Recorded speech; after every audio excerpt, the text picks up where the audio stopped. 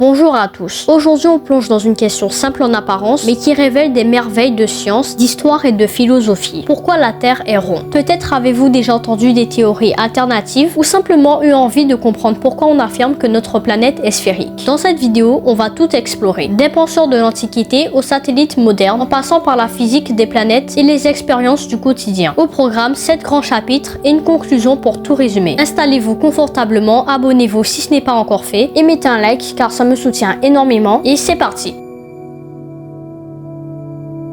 L'idée d'une Terre sphérique ne date pas d'hier. Revenons au temps des Égyptiens et des Babyloniens qui observaient le ciel et les étoiles. Mais ce sont les Grecs qui ont vraiment lancé la réflexion. Pythagore pensait que la Terre était la forme parfaite, donc que la Terre devait être sphérique. Aristote a observé que l'ombre de la Terre sur la Lune pendant une éclipse est toujours ronde. Puis vient Ératosthène qui mesure la circonférence de la Terre avec des bâtons et des ombres. Il remarque qu'à midi, à Sienne, le soleil est directement au-dessus d'un puits, mais pas à Alexandrie. Grâce à cela, il estime la circonférence terrestre avec une précision.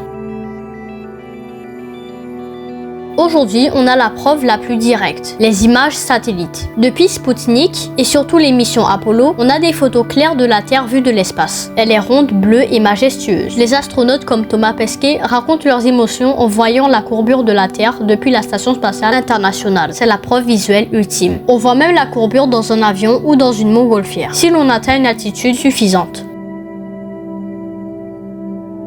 Pourquoi une planète devient-elle ronde? En gros, c'est la gravitation qui façonne la forme. Chaque particule attire les autres vers le centre, ce qui produit à grande échelle une forme équilibrée, la sphère. Ce phénomène est appelé équilibre hydrostatique. Quand un objet devient suffisamment massif, la gravité surmonte la rigidité de ses matériaux. Les montagnes sont à peine des bosses à l'échelle planétaire. On verra aussi que la rotation de la Terre provoque un léger aplatissement au pôle.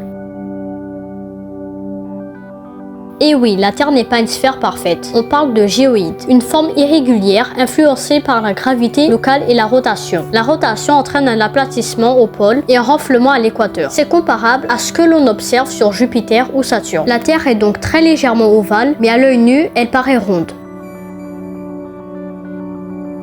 Pas besoin de satellite pour prouver la rondeur de la Terre. Essayez ceci. Regardez un bateau s'éloigner à l'horizon. Il disparaît de la coque vers le mât. C'est dû à la courbure. Autre expérience, plantez 2 bâtons à des kilomètres de distance. Mesurez l'ombre à midi. La différence d'angle vous donne un indice sur la courbure. C'est ce qu'avait fait Ératosthène. Les GPS, les satellites, la navigation aérienne reposent tous sur un modèle sphérique de la Terre. Sinon, ces systèmes seront imprécis, voire inutilisables. Bref, la vidéo est terminée, j'espère que vous l'avez aimée, n'hésitez pas à vous abonner et à liker la vidéo, ça me soutient énormément et sinon à la prochaine.